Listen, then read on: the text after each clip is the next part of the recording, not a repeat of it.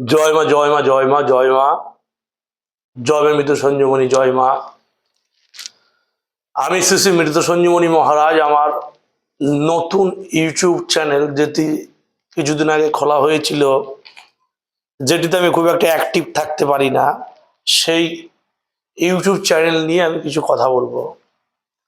যে এই ইউটিউব চ্যানেলে আমি যেসব মন্ত্র আদি বা ক্রিয়াকলাপ যা দিই তা সচরাচর বহু মানুষ প্রয়োগ করে কিন্তু অনেকে ফল পেয়েছে, তারা আমাকে মোটামুটি জানায়। আজকে যে বিশেষ একখানা বিদ্যে, এই আমার নতুন ইউটিউব চ্যানেলের নাম হচ্ছে পিজি তাবিজাত।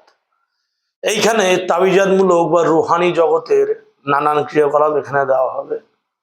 তাছাড়া বিবিধ প্রকার তাবিজের কাজ বা বিবিধ প্রকার তন্ত্রের ক্রিয়া বা কবিরাজি বা সেরেকি কাজ বা কুফরির বিদ্যা এই চ্যানেলে দেওয়া হবে। আজকে একখানা আলোড়ন সৃষ্টিকারী, বাংলাদেশ তথা আমাদের ভারতবর্ষে আলোড়ন সৃষ্টিকারী একটা নতুন কিতাব, যার নাম হচ্ছে কিতাবুল ফেরওয়ানা, সেই নিয়ে আমি আলোচনা করব। এই কিতাবুল ফেরওয়ানা যার কাছে আছে, অর্থাৎ এই পুস্তকটা যার কাছে আছে, তাকে প্রথমত এই পুস্তকটা সাবধানে রাখতে হবে। এবার ফার্স্ট কপি যদি থাকে বা জেরক্স করা থাকে বা কোনো উপযুক্ত সদ্গুরুর কাছ থেকে যদি না পেয়ে থাকেন, তাহলে কিন্তু এই বইয়ের কোনো দাম নেই।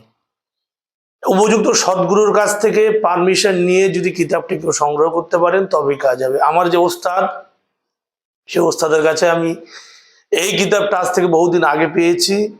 আমি এই কিতাব থেকে বেশ কিছু তাবিজের কাজ বা বেশ কিছু ক্রিয়া আমি করেছি, করে বিশ্বাস করবেন না, আগুনের মতো রেজাল্ট।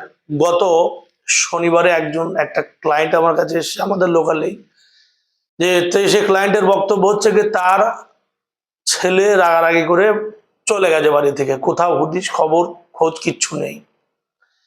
তো আমি চিন্তা করছি, ইনস্ট্যান্ট ছেলের আবার সামনে পরীক্ষা, ইনস্ট্যান্ট কি করা যাবে, কি ইংলিশ মিডিয়ামের এক্সাম আছে, ইনস্ট্যান্ট কি করা যাবে। তখন আমি একটা বিদ্যে প্রয়োগ করি এই কিতাবুল ফেরওয়ানা থেকে, যে চলে গেছে তাকে হাজির করা।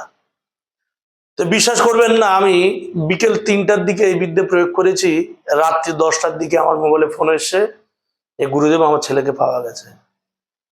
মানে এমন একখানা বিদ্যে। কিন্তু এই বিদ্যে প্রয়োগ করতে গেলে বা এইসব বিদ্যে প্রয়োগ করতে গেলে বাবা প্রথমে আমল করা প্রয়োজন, 7 নিয়েকে কাজ করতে হবে, দিল সাচ্চা রেখে কাজ করতে হবে, পাক পবিত্র অবস্থায় কাজ করলে এসব বিদ্যে খাটে।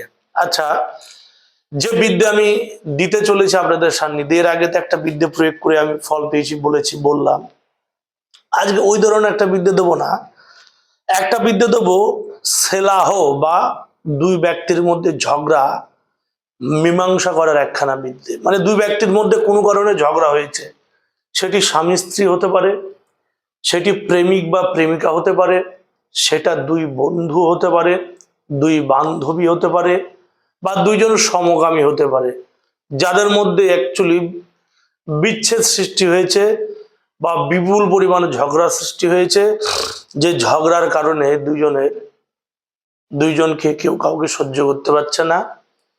সেই বিদ্যে কি করে প্রয়োগ করবেন সেইটা আপনাদের সান্নিধ্যে আমি দেবো। আমি নিয়ম পুঙ্খানুপুঙ্খ বলে দেবো, এবং পরিশেষে এই দুই ব্যক্তির মধ্যে মীমাংসা করার যে ফটোটা বা যে ক্লিপটা আমি শেষে ইউটিউব চ্যানেলে দিয়ে দেবো, আপনারা দেখে নেবেন। আচ্ছা, দুই ব্যক্তির মধ্যে মীমাংসা করতে গেলে আপনি কি করবেন? প্রথমত, যে দুই ব্যক্তির মধ্যে বিচ্ছেদ বা যে দুই ব্যক্তির মধ্যে মীমাংসা বেঁধেছে তাদের নাম এবং তাদের বাবা মায়ের নাম আপনার সংগ্রহ করতে হবে। তারপরে কি করতে হবে? তারপরে ভূর্য পত্রের উপর গোলাপ জল, কেশর, জাফরান এবং কাঁচা হলুদ সহযোগে একখানা কালি তৈরি করবেন বা প্রলেপ তৈরি করবেন। তারপরে ভূর্যপত্রের উপর দারো হরিদ্রার ডাল কলম হিসেবে ব্যবহার করবেন, যেটা আপনাকে ব্যবহার করতে হবে, কথা বুঝবেন, ভূর্যপত্রে দারো হরিদ্রার ডাল দিয়ে 8 আঙুল যাতে পরিমাণ হয় সে দারো হরিদ্রার ডালের কলম, সেই দারো হরিদ্রার ডাল দিয়ে কলম বানিয়ে সেই কলম সে কালির মধ্যে জুবাবেন, এবং যে তাবিজ খানা বা যে তসবিরটি বা যে নকশাটা আপনাদের দেব সেইটা আপনারা অঙ্কন করবেন। করার পর সেই তাবিজে 7খানা ধূপকাঠি জ্বালাবেন, জ্বালিয়ে ধূপ ধুনো দেবেন। দুইজনের মধ্যে বিচ্ছেদ হয়ে আছে, সেটাকে জোড়া লাগাতে গেলে একটু মধু প্রয়োজন। সামান্য পরিমাণ মধু তাবিজের উপর দেবেন, দিয়ে সেই তাবিজে ধূপ ধুনো দেখাবেন। ধূপ ধুনো দেখানো কমপ্লিট হলে সেই তাবিজটি একটা মানে সেই যে নকশাটা অঙ্কন করলেন সেই নকশাটা আপনি একটা ছোট্ট মাদুরের মধ্যে পুরবেন। পুরে কলা গাছের যে কাণ্ড হয়, মানে কলা গাছের যে কাণ্ড হয়, সেই কলা গাছের কাণ্ডে ছোট একটা সোয়ার পরিমাণ কাণ্ড সংগ্রহ করবেন। সেই কাণ্ডে তাবিজটি বেঁধে সোদাল নদীতে ছেড়ে দেবেন।